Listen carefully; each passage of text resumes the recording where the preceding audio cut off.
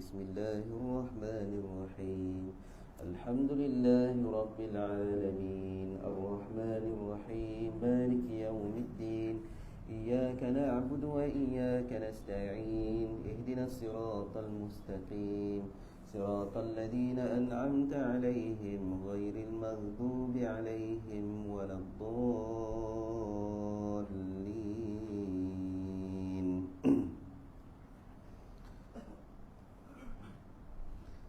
Bismillahirrahmanirrahim. Alhamdulillahi Rabbil Alamin. Wassalatu wassalamu ala asyrafil anbiya wal mursalin wa ala alihi wa sahbihi ajma'in.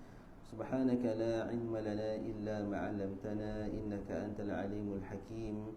Wa la hawla wa la quwwata illa billahil aliyyil azim. Rabbi shrah lana sudurana wa yassir lana umurana wahlul 'uqdatam min alsinatina wa yafqahu aqwalana. Amma ba'd.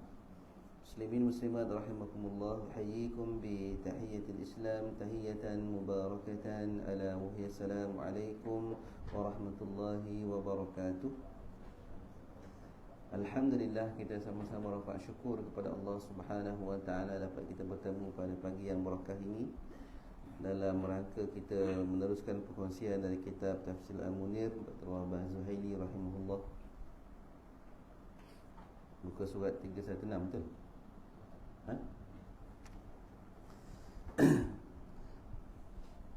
Baik, jadi tuan-tuan dan puan yang dikasihi Allah sekalian, pertemuan pertama kita selepas Ramadan. Mudah-mudahan Allah Subhanahu wa taala menerima semua amalan yang kita lakukan dalam bulan Ramadan dan juga puasa 6 pada bulan Syawal. Man shoma Ramadana thumma atba'ahu sittan min Syawal kana kasiyamid dahr.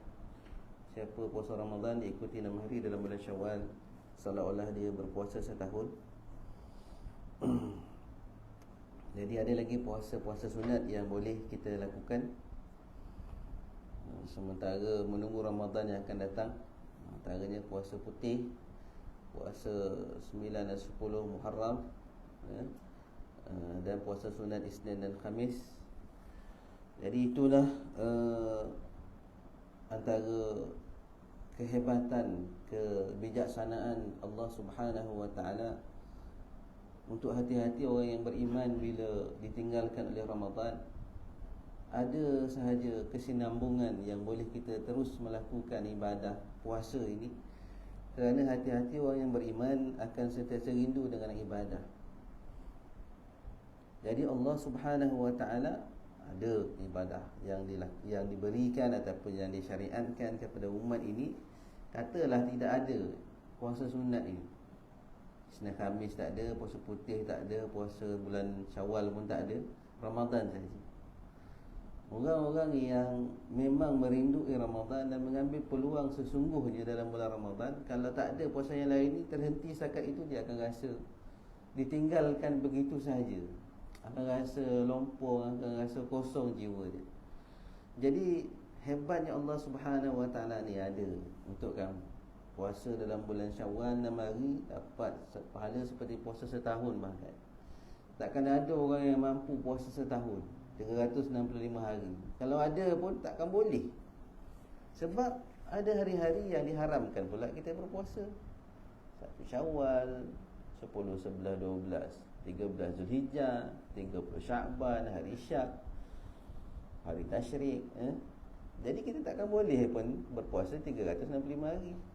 Tapi bila puasa dalam bulan puasa Syawal 6 hari dapat puasa seolah-olah setahun. Jadi Allah Subhanahu wa taala bagi hati orang yang beriman, ini satu ubatlah. Kalau ditinggalkan anak, ditinggalkan ibu, ditinggalkan ayah, ada lagi seperti mana hadis tadi kan, buat baik kepada kawan-kawan ibu kita, buat baik pada kawan-kawan ayah kita. Bila tengok kawan ayah kita, terubat rindu kita.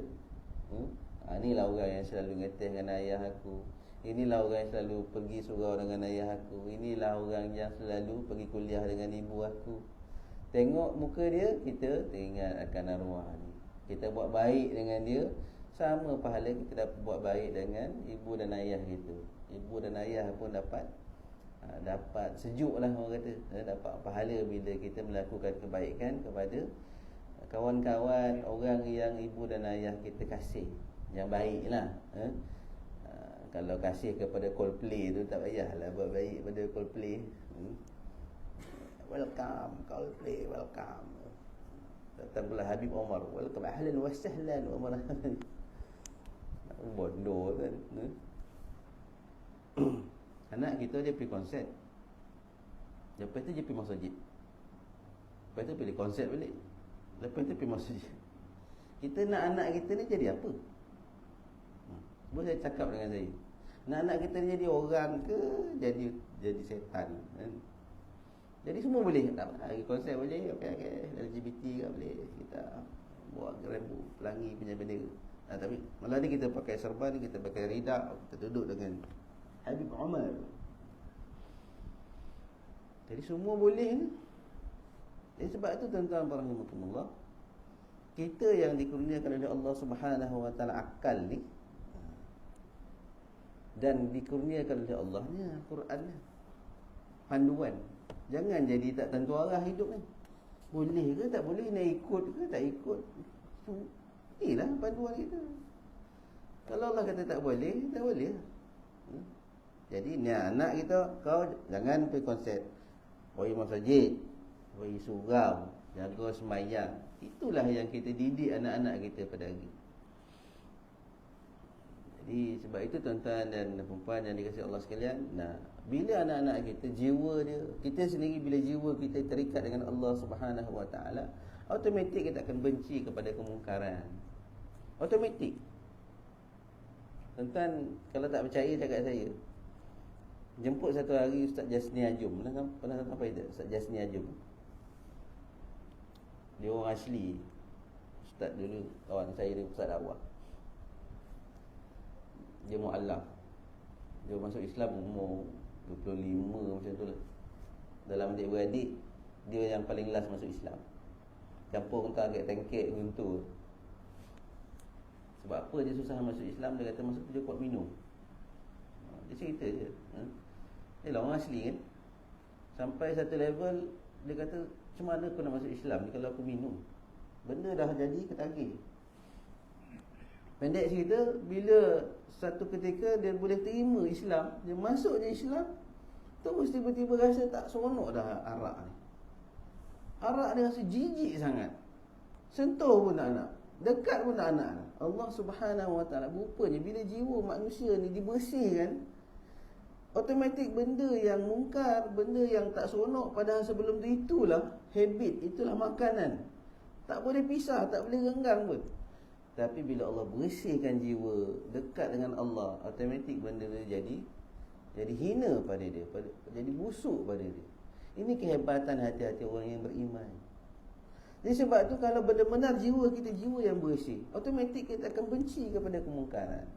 Tapi bagaimana boleh kita mencampur adukkan antara hak dan yang batil dalam hati kita, dalam pemikiran kita, dalam minda kita, dalam dasar yang kita nak bawa. Kemana kita nak bawa orang Islam ini? Ini bukan cerita politik tentang rahimahullah, tapi nak beritahu senario manusia pada hari ini semua boleh. Jadi kalau boleh ni apa istilah ni? Kalau semua boleh lah tuan-tuan, apa istilah yang sesuai untuk semua boleh? Liberal. Jadi tuan-tuan dan puan baca lah, tengoklah. Tengok diri kita, tengok keluarga kita. Mudah-mudahan kita tak terjebak dengan ideologi-ideologi yang menyesatkan ini. Baik, kita sampai kepada muka surat 316. Cerita yang mungkin sama apa yang yang telah saya kongsikan tadi. Gambaran orang tirani, orang yang melampaui batas dan janji-janji buruk kepada mereka. Ayat surah Al-Alaq 9 hingga 19. Kita baca sama-sama. A'udzu billahi minasy syaithanir rajim.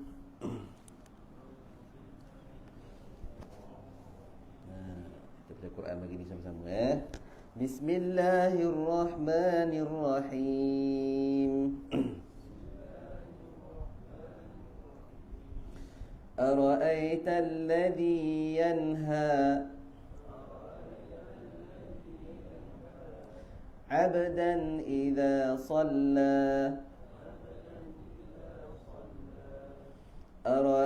إن كان على الهدى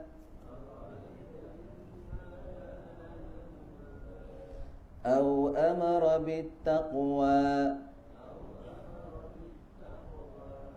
أرأيت إن كذب وتولى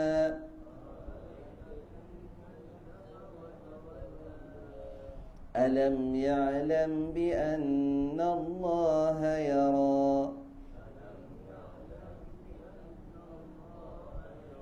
Okey, kita sampai situ dulu.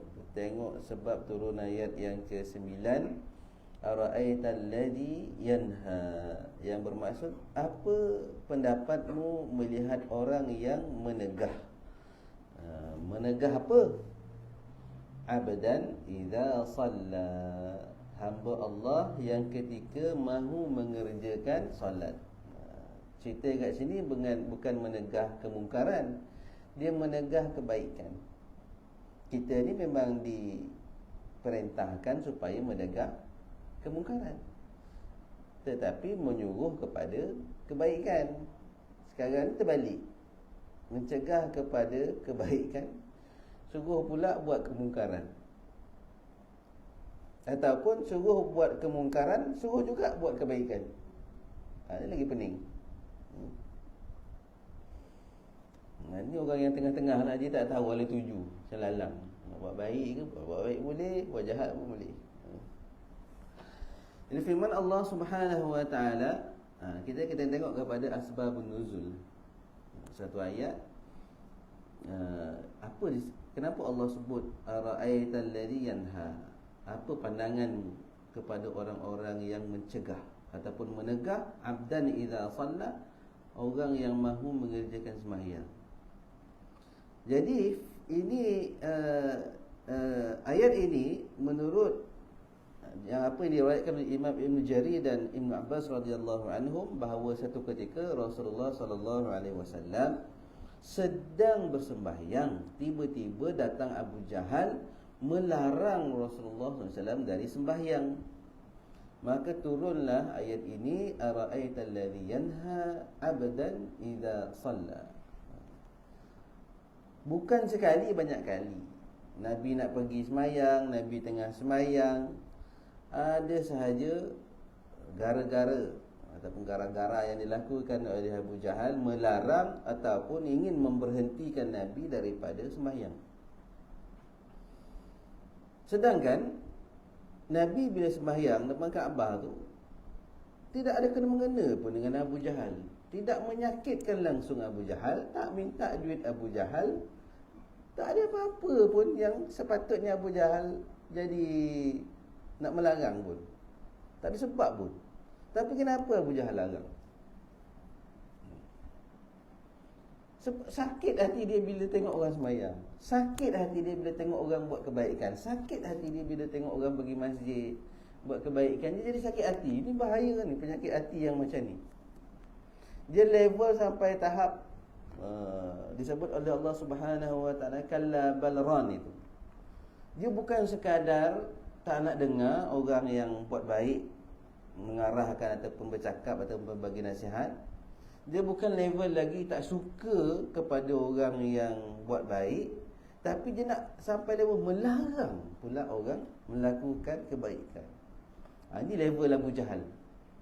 Siapa yang larang orang daripada pergi masjid, larang orang daripada bersembahyang, larang orang daripada melakukan kebaikan, ini level dia. Level Abu Jahal.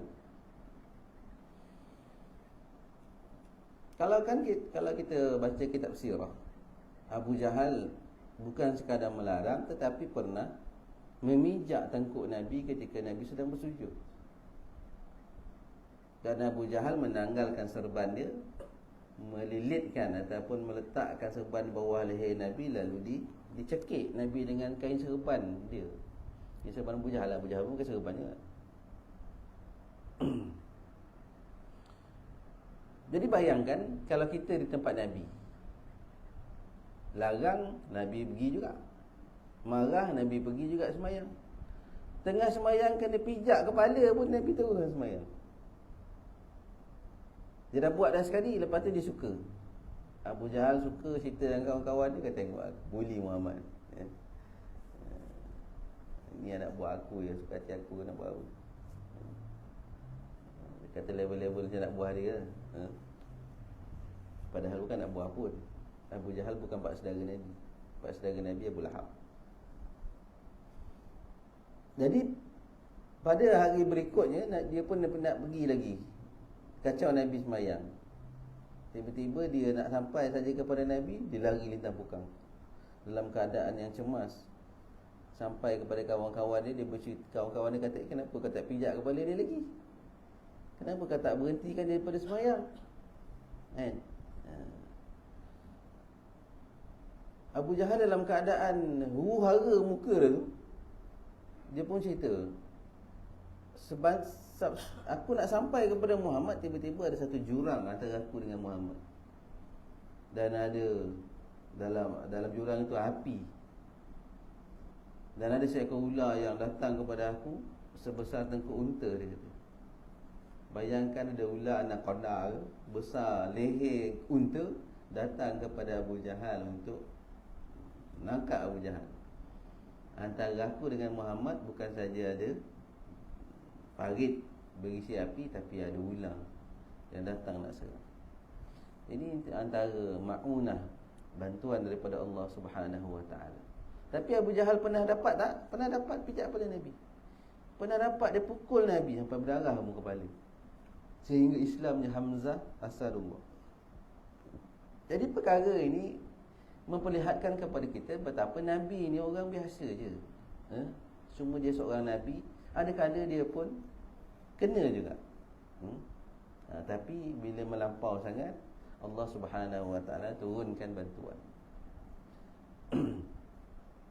Baik, kita tengok ayat yang seterusnya. Ayat yang ke-17 pun ada asbabun nuzul, iaitu firman Allah Subhanahu wa ta'ala, falyad'u nadiyah sanad'u zabaniyah. Kita tengok asbabun nuzul ayat yang ke-17, yang bermaksud maka biarlah dia memanggil para penyokongnya untuk menolongnya. Falyad'u nadiyah, biar dipanggil penyokong-penyokong dan penolongnya. Apa maksud tersebut? Diriwayatkan daripada Imam Ahmad, At-Tirmizi, An-Nasai, Ibn Jarir dan Ibn Abbas menyatakan ketika Nabi sedang bersembahyang, tiba-tiba datang Abu Jahal lalu berkata, tidakkah aku pernah melarang kamu dari mengerjakan amalan ini? Maka Rasulullah SAW mengherdik perbuatan Abu Jahal. Abu Jahal lantas berkata, hai, bukankah engkau tahu bahawa di Makkah ini tidak ada orang lain yang lebih ramai pengikut dan penyokongnya daripada aku? Lantas Allah menurunkan ayat ini, maka biarlah dia memanggil penyokongnya untuk menolongnya. Sanad'u zabaniyah, kelak kami akan memanggil malaikat zabaniyah. Malaikat zabaniyah ni panggil masa bila? Masa dalam kubur lah. Okey, atas dunia ni kau ramai penyokong, kau power, kau hebat, kau dengan penyokong-penyokong kau tak nak buat kebaikan, melakukan kemungkaran. Okey, fine. Kemudian Allah kata sanad'u zabaniyah, dalam kubur kau tak terlepas. Ramai lagi penyokong, pendokong, penolong Allah Subhanahu wa ta'ala dalam kubur. Seorang-seorang kau pada ketika itu berani. Ada orang duk main-main. Biarlah, saya masuk neraka pun tak apa. Nanti boleh sama sekali dengan artis-artis Hollywood. Dengan Michael Jackson barangkali saya boleh jumpa artis-artis Hollywood dekat dalam neraka. Itu antara ayat yang keluar. Jangan neraka. Dalam kubur nanti belum tentu lagi kita mampu untuk melepasi ataupun tahan dengan siksaan Allah Subhanahu wa ta'ala. Jadi Allah sendiri sebut, okey, sanad'u zabaniyah, aku pun ada pendokong dan penyokong aku dalam kubur, tak rasa. Baik, jadi setelah Allah Subhanahu, jadi ceritanya ayat 9 dan ayat 17 ni kita dapat gambaran Abu Jahal bukan sekali dia larang, tapi banyak kali dia larang, dia herdik, dia marah Nabi bersolat, sedangkan memang tempat dalam masjid itu tempat untuk bersolat. Orang tawaf, orang melakukan ibadah, orang menghadap kiblat. Tapi dia marah kenapa? Sebab Nabi tak menyembah patung-patung yang ada 360 biji patung di keliling Kaabah tu. Nabi sembah Allah, mentauhidkan Allah. Tak terima keberadaan patung-patung tu. Itu yang menjadi kemarahan dia. Sepatutnya kami ibadah, cara kami ibadah, kami juga bersolat, kami juga mohon kepada Allah, tapi ini perantara. Ini yang sepatutnya. Tapi bila Nabi bawa agama, syariat, mentauhidkan Allah, oh ini tak kena. Sebab patung-patung itu ada yang menjaga. Bila orang pergi ke patung sekian, bagi duit sekian-sekian, penjaga tu dapat duit. Orang kita ni gomah. Bagi kubur sekian, derma kat kubur. Contoh makam tuan tulis, siap ada tabung, masuk itu. Tabung tu bukan bagi ke masjid. Ada tahu mana siapa waris, siapa guna yang jaga tabung. Bergaduh-gaduh pula tonggah ada tabung. Jadi kita kadang-kadang tak clear, tuan-tuan. Kita tak clear. Pergi kubur, ziarah, doa je lah. Yang kita nak pergi sedekah kat kubur tu, apa yang kita dapat? Sedekahlah kat masjid tu lah. Sedekahlah kat fakir miskin. Tapi rasa tabung tu jatah agama dah ambil. Tak lagi tempat tabung. Dulu lilit kain kuning, ada letak lilin, macam merepek. Jadi benda-benda macam ni, Nabi kata, pernah satu ketika aku melarang kamu pergi kubur, tapi hari ni pergilah. Maksud Nabi pergi kubur bukan kita nak meminta-minta pada orang yang dalam kubur. Tapi untuk apa kita pergi kubur, tuan-tuan? Ya, biar dia takut ni. Hati ni yang keras ni, yang macam batu ego, malas, bongkak, tak kabur ada ni, pergi kat kubur. Biar luluh semua ni. Ni tempat kamu. Inilah tempat kita. Tak ada siapa pun yang boleh bantu melainkan amalan. Muhasabahlah kita kat kubur. Doa untuk orang-orang yang berada dalam kubur. Bagi salam. Doa untuk mak ayah yang telah pergi meninggalkan. Itu syariatnya. Bukannya kita pergi buat halaqah ataupun kita minta kepada orang dalam kubur. Sebab tu saya kata benda ni kena clear lah. Ya?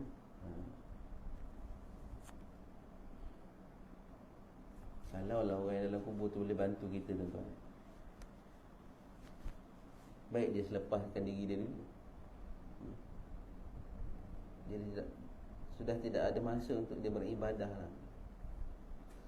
Dia hanya menunggu saja. Dan cerita alam kubur, cerita roh ini bukan cerita kita.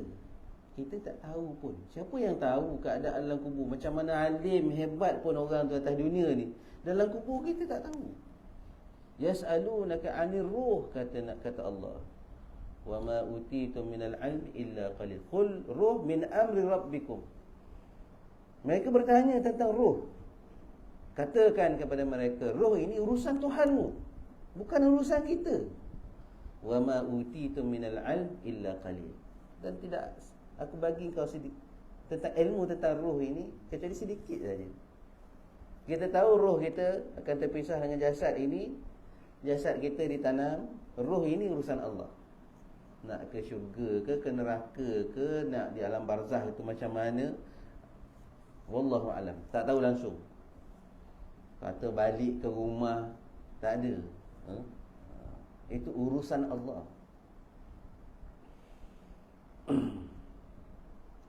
Baik, tuan-tuan dan puan dan rahmat Allah sekalian. Jadi yang clear ni macam mana? Bila ada benda yang tak clear, betul ke balik? Betul ke dia boleh tolong? Betul ke dia boleh doa kan? Ini tak clear. Yang clear ni apa? Yang clear ni kita pergi kubur, kita doa, kita bermuhasabah, kita bagi salam. Yang ni clear. Yang clear ni, kenapa ramai orang tak nak buat? Kenapa ramai orang buat yang tak clear? Yang sama-sama, yang ulama bincang boleh ke tak boleh, betul ke tak betul.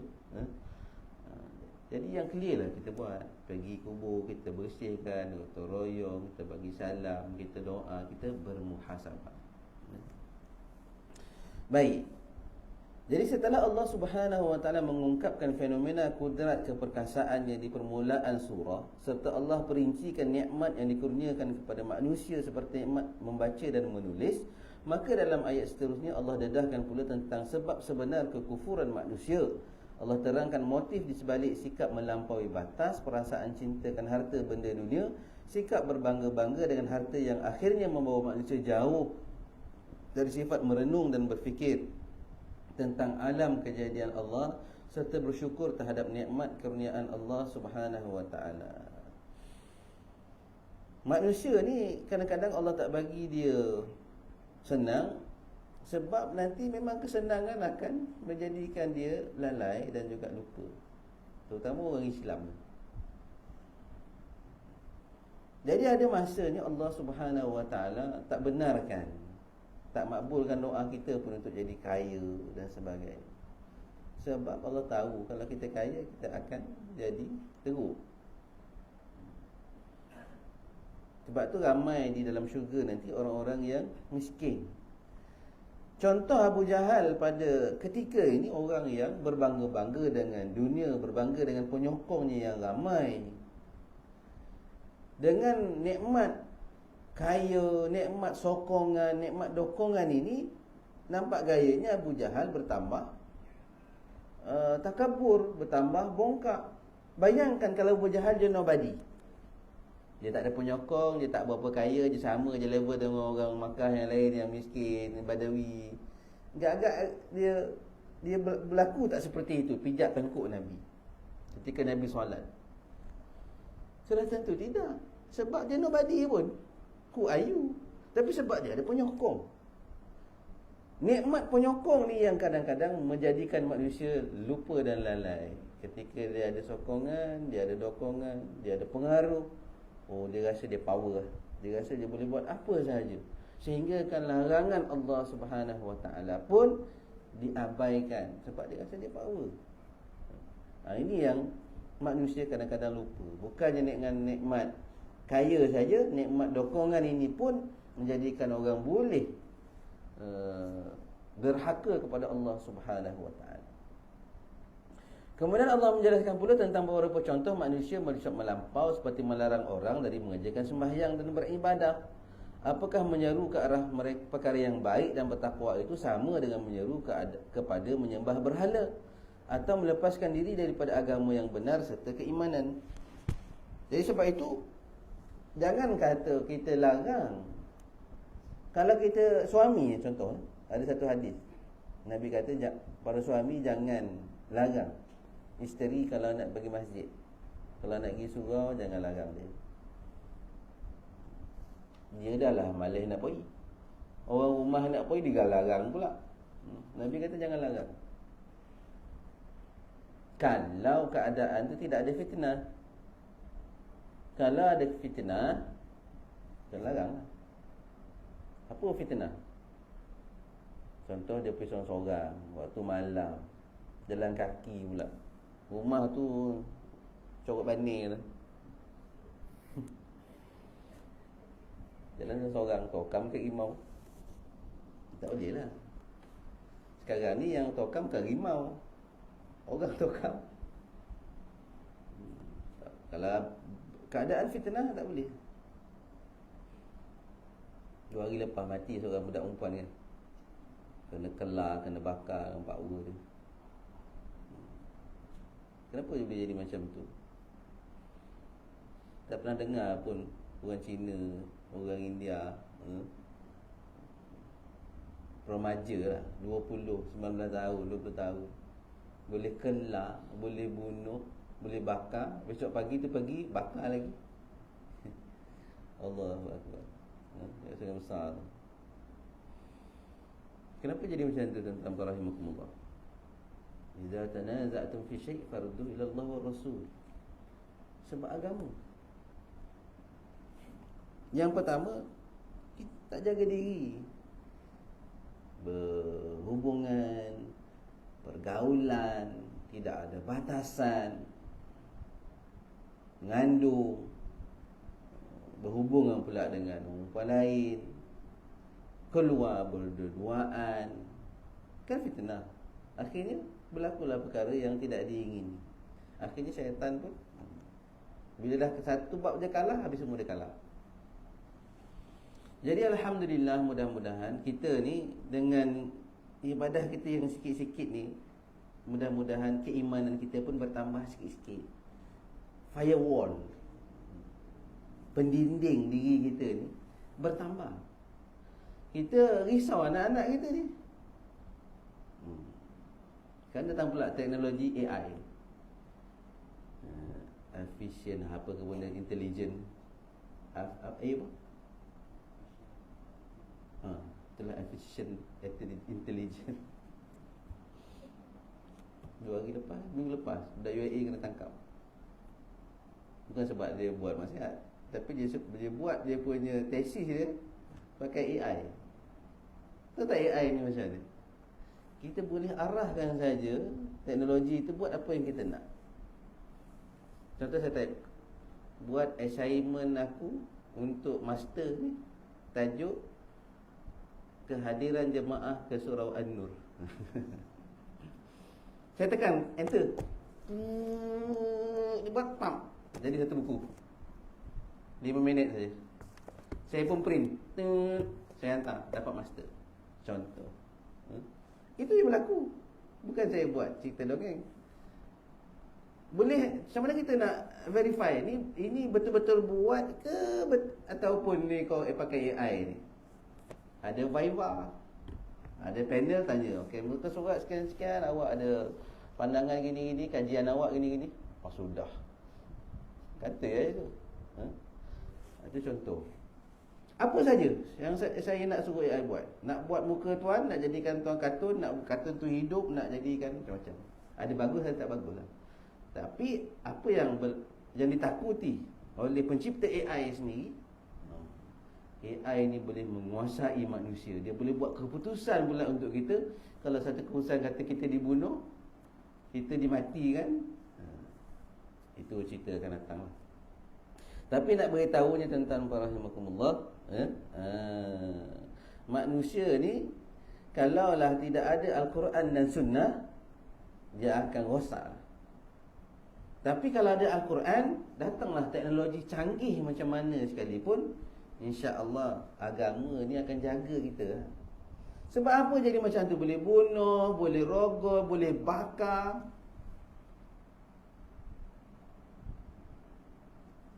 Sebab agama je tak?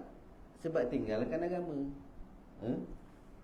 tak nak ikut agama, langgar agama, maka rosaklah kita. Kita tidak ada lagi panduan. Sebab tu saya kata tadi, nak bawa ke mana kita ni? Kita ada agama. Takkanlah konsep pun boleh, nak bawa Habib Omar pun boleh. Jadi semua boleh nampak. Kemudian Allah okey. Yang pastinya apabila seorang pendusta Rasul itu menerima azab sesaan yang pedih pada hari perhitungan nanti, maka ia tidak akan dapat sebarang bantuan dan pertolongan yang boleh membebaskan dari siksaan Allah. Surah ini ditutup dengan perintah kepada Nabi supaya tidak mentaati taghut dan tirani tersebut. Sebaliknya, hendaklah beribadah kepada Allah dan taqarrub kepadanya dengan penuh ketaatan. Jadi orang kalau melarang kita melakukan kebaikan, kita jangan taat dia. Kalau suami kata kepada isteri, "Aina ayu buka tudung. Malam ni I ada dinner dengan I punya pengurusan tertinggi, so you kena pakai lawa-lawa, jangan pakai tudung." Sama lah masa cerita ni. Allah kata jangan mentaati taghut. Ketika itu suami kita melampaui batas. Agama kata ni batas dia, tapi suami kita melampaui batas taghut dia. Ketika itu kita jangan taat dah. La ta'atan lil makhluk fi maksiatin khaliq. Tiada lagi ketaatan kepada makhluk dalam melakukan maksiat kepada Allah. Jadi minta maaf bang, kalau macam tu saya tak nak pergi ya. Kalau saya pergi saya pakai tudung juga. Ini bukan perintah abang, tetapi ini perintah Allah. Apa saja kita punya pimpinan, kita punya bos suruh minum arak umpamanya, kita ada dinner malam ni, okay, kita hidangkan arak. Tapi arak ni tidak memabukkan, you minum sikit saja. Ataupun ni ada babi sikit, tapi babi ni kita dah bersihkan betul, tidak ada kuman, tidak ada cacing, tidak ada apa-apa yang boleh memudaratkan. Dia boleh buat. Dan dah buat pun, dia pun nak keluarkan pun daging babi yang memang bersih, lebih bersih daripada daging lembu. Tak ada kuman, tak ada cacing, tak ada mikroorganisma yang tak elok, bakteria apa, bersih. Jadi untuk orang Islam boleh makan. Kalau lah orang Islam kata makan babi tu sebab ada kuman, ada cacing, ada mikroorganisma, ada apa benda. Sebab tu kita orang Islam kena berhati-hati. Bila ditanya kepada kita, kenapa you tak minum arak? Oh, kita pun kata tak boleh sebab memabukkan. Betul lah kita kata. So dia kata okey, kita orang keluarkan arak Malta ni, tapi zero alkohol. Tapi kilang kita lah yang buat, Carlsberg yang buat. Ya, ni tu minum Malta je, zero alkohol. Tu menjual pun dekat 7 gigi, tengok. Tengok dia punya pengilang dia, Carlsberg. Okey, dia nak uji kita. Dia kata kalau minum mabuk ni tak mabuk punya. Terkena dah kita. Okey, you kata kenapa you tak boleh makan babi ya? Oh, itu tak boleh. Ini ada cacing, bahaya. Ini boleh rosakkan otak kita. Betul lah. Okey, kita orang keluarkan daging tak ada cacingnya. Dah keluar pun. So, apa jawapan sebenarnya untuk kita bila kita ditanya ataupun kenapa kita buat dan kenapa kita tak buat? Sebab ini perintah agama saya. Ini perintah Allah. Kenapa tak minum arak? Agama saya tak bagi, Allah tak bagi. Ini perkara amrun ta'abbudi. Sami'na wa ata'na, kami dengar dan kami patuh. Kau buatlah daging hebat macam mana pun, buatlah arak yang memang takkan mabuk, bahkan menambahkan sihat pun, tapi kalau namanya arak, minta maaf lah, saya tak boleh minum. Sampai bila-bila pun tak boleh minum. Kerana ini perkara ubudiyah, amrun ta'abbud. Indikator kita untuk kita dinilai oleh Allah Subhanahu Wa Taala. Jadi puak liberal ni, dia tak boleh terima jawapan amrun ta'abbudi. Sebab tak kena dengan logik dia. Sebab tu saya pernah sebut pada tuan-tuan, bila Siti Kasim kata kenapa kita nak sembelih lembu ketika korban, kita membacakan hadis kata dengan sembelih lembu akan membersihkan dosa-dosa kita. Itu hadis Nabi kepada Fatimah radhiyallahu anha. Dia kata balik, apa kena mengena lembu dengan dosa kita pula? Zalimlah kita kalau dosa kita ditanggung oleh lembu. Sembelih lembu ampun dosa. Betul lah, itu hadis Nabi. Tapi dia kata lembu pula yang tanggung dosa kita. Kan? Agama ini dia tak boleh dipikir dengan akal kita yang dangkal ni. Jadi akhirnya memperlihatkan kebodohan kita sebagai manusia, hamba Allah, yang bila kita fikir agama ni dengan akal kita, tak sampai, akal kita takkan sampai, tuan-tuan rahimakumullah.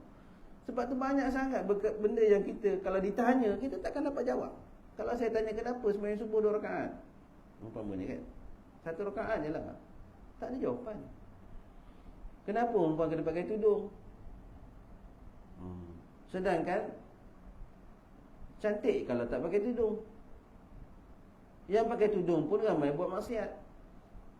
80% budak kuasa kawan-kawan saya yang tangkap kat hotel pakai tudung. 80% pakai tudung. Jarang benar kalau ditangkap tak pakai tudung.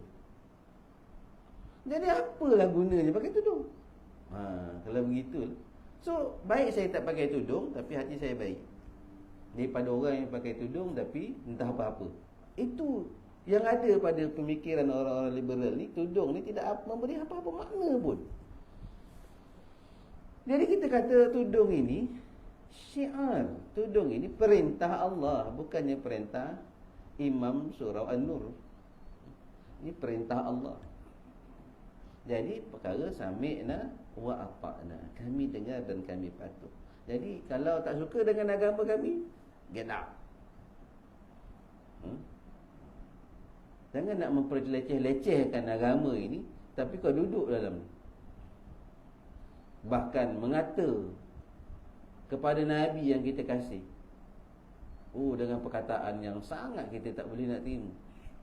Kata Nabi kita pedofilia, kata Nabi kita kahwin dengan budak, kata Nabi kita ni na'udzubillah, macam-macam lah. Kalau saya sebutkan saya pun tak sampai hati kita nak menyebut tentang. Tapi orang ni dia berani sebut. Orang Islam pula, orang tak Islam pun tak nak sebut.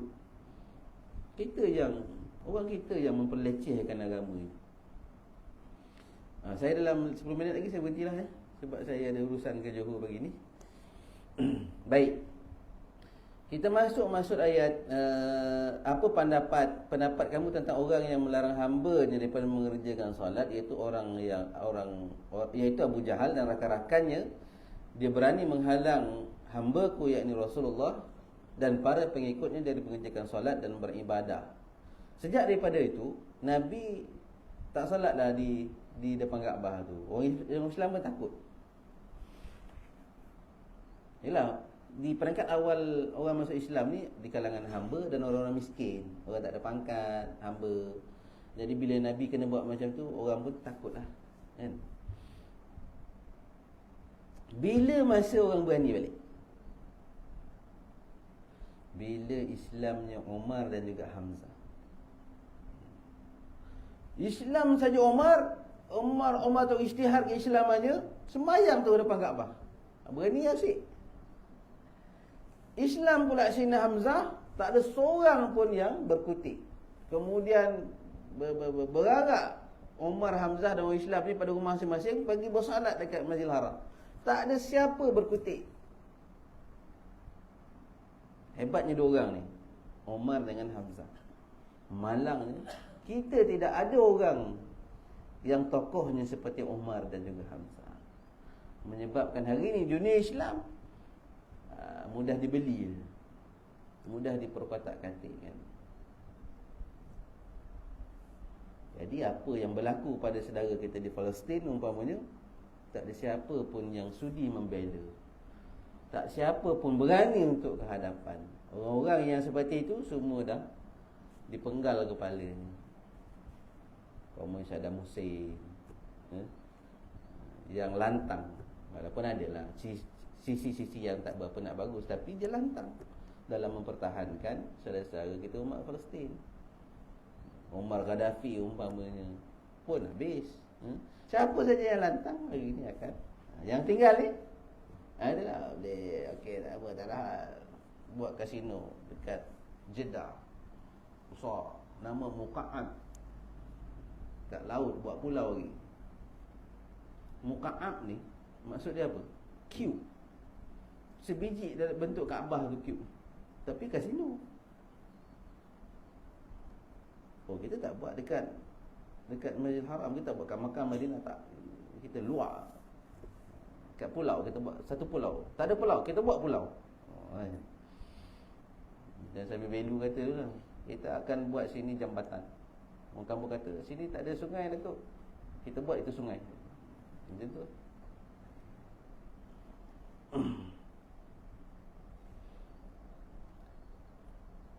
Baik, kemudian sebaliknya mereka mahu Muhammad itu taat sebagai penyembah berhala serta meninggalkan ibadah kepada pencipta yang mengurniakan rezeki. Perkataan abada dinakirahkan untuk menunjukkan sifat sempurnanya dalam pengabdian diri kepada Allah. Namun umum dari ayat tersebut, alangkah jahilnya orang yang melarang hamba Allah yang kuat beribadah daripada bersembahyang untuk mengabdikan diri kepada Allah. Perbuatan seperti ini amat tidak wajar dan ditolak oleh orang-orang yang berfikiran waras.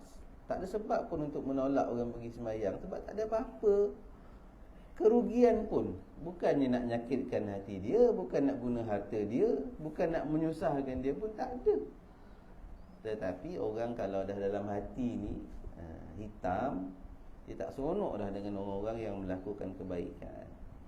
Diriwayatkan daripada Sayyidina Ali radhiyallahu anhu melihat satu kumpulan orang ramai sedang bersembahyang sebelum solat Aid ataupun solat sunat hari raya dalam sebuah masjid. Lalu Ali berkata, aku tidak pernah melihat Nabi melakukan sedemikian rupa. Dikatakan kepada mereka, mengapa kamu tidak melarang mereka sembahyang?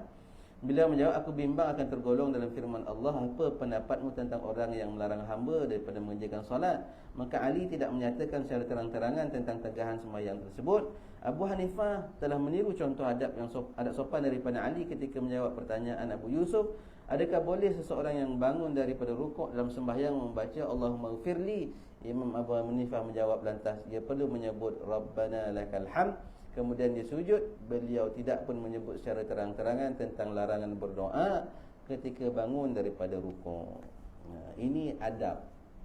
Ada orang bila dia bersembahyang berjemaah, ada orang bila dia buat sesuatu kebaikan, tapi mungkin tak berapa kena dari sudut agama, ataupun benda tu dia, saya kata-katalah khilaf. Sayyidina Ali sendiri ataupun Imam Abu Hanifah sendiri tak berani melarang, sebab benda ni tak berapa jelas. Takut-takut tergolong dalam kumpulan yang Allah kata tadi jangan, ataupun laknat ataupun kemarahan Allah kepada orang yang melarang daripada orang yang melakukan kebaikan.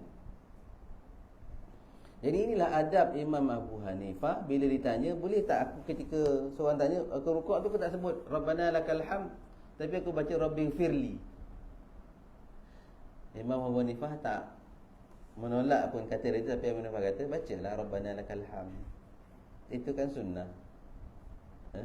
Jadi maksudnya Imam Abu Hanifah, macam saya sebut tadi lah, benda jelas, buatlah benda yang jelas. Kenapa nak buat benda yang tak jelas? Yang jelas dibuat. Contoh tuan-tuan. Contoh saya bagi contoh.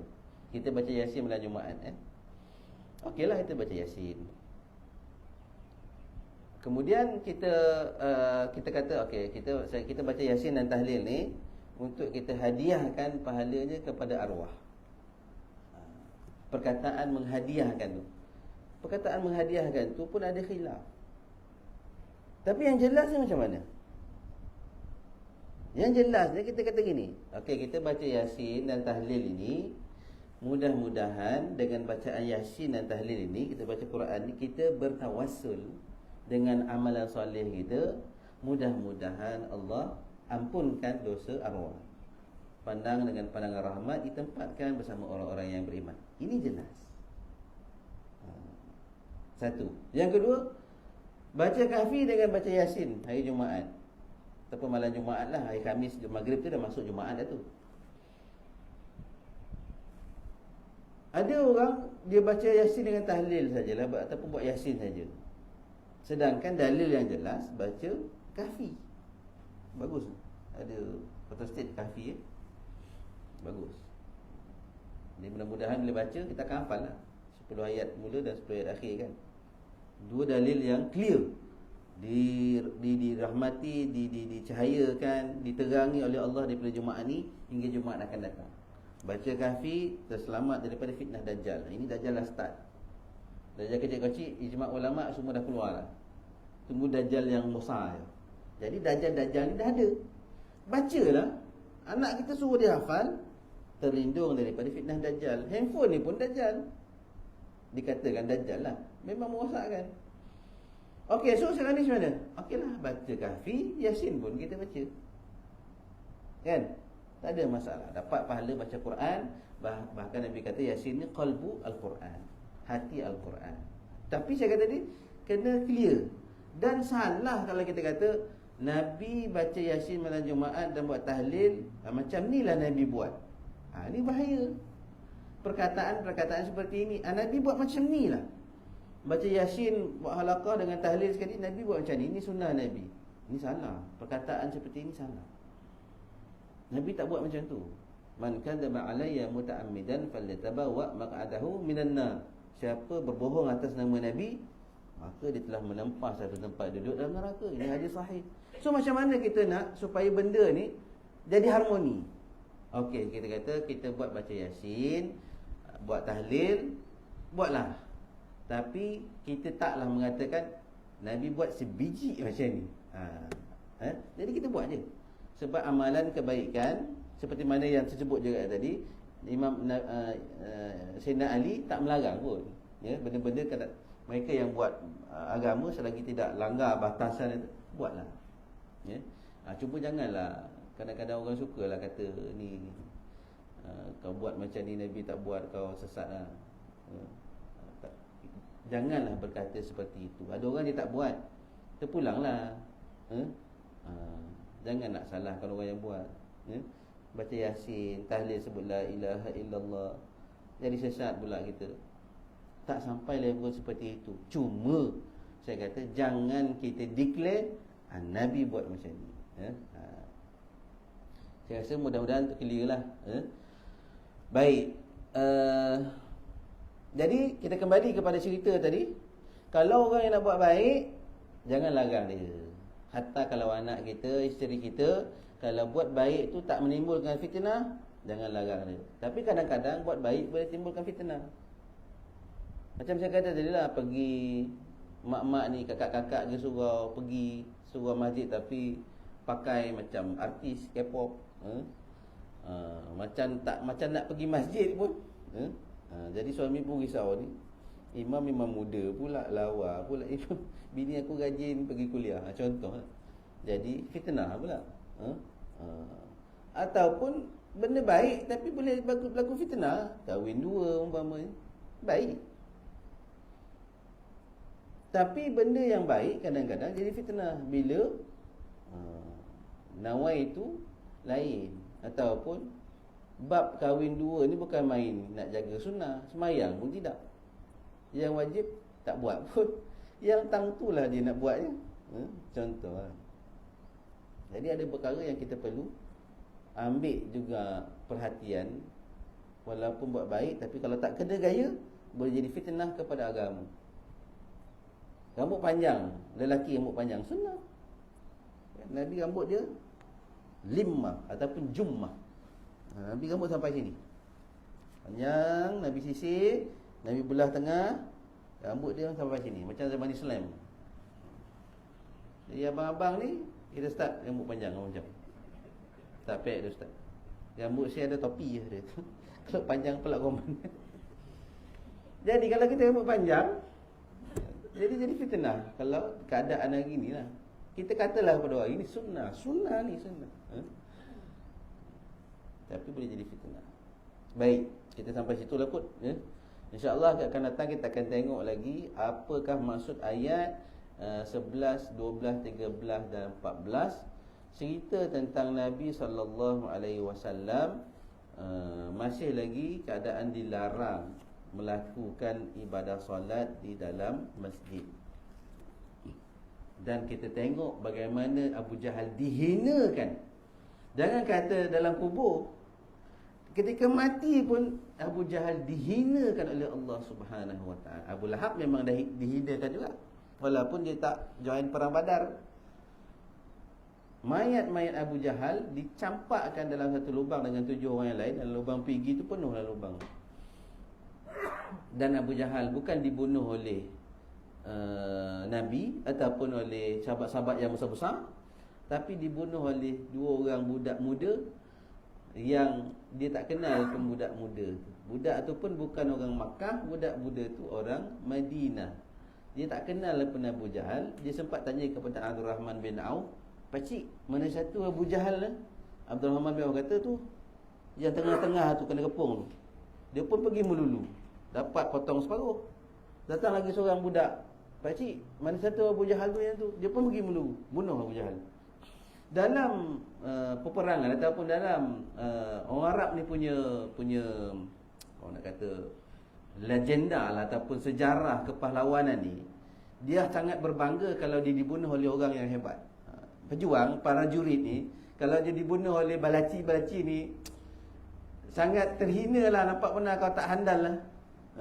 Contohlah kalau kita tiba-tiba kita boleh kalahkan Manchester United ke kan, kita punya bola. Ui, malu gila Manchester United kalah dengan budak Malaysia. Contoh macam tu lah. Abu Jahal dihina seperti itu. Dia bukan siapa-siapa pun, dibunuh oleh seorang budak muda yang tak kenal akan dia. Jadi bila nak cerita, bila orang kafir yang hidup nak bercerita kepada orang lain, malu nak cerita. Bila orang tanya, Abu Jahal dibunuh oleh siapa? Tak asal siapa pun lah, ni budak daripada Madinah. Nak cerita pun malu. Tapi kalau kata dibunuh oleh siapa? Dibunuh oleh Omar. Dia dibunuh oleh Hamzah. Wah, ini memang kita boleh bayangkan dia berlawan kau-kau lah. Tapi mereka tak cerita pun. Sebab malu. Rasa terhina bila kematian Abu Jahal, pemimpin mereka, oleh orang yang nobody pun. Begitu juga perihal Abu Jahal, Abu Lahab, yang mati bukan sebab perang pun. Mati dalam keadaan sakit, membusuk, anak bini pun tinggalkan dia. Mati dalam keadaan dalam rumah, mati. Sampaikan orang terpaksa kuis mayat dia dengan batu, masuk dalam lubang, campak-campak batu daripada jauh. Nak dekat pun tak nak busuk, campak batu daripada jauh. Allah timpakan dia penyakit kulit. Baik kita sehingga di situ, kita tengok kesudahan orang-orang yang jahat, yang batil, yang fajir. Itulah kesudahan dia.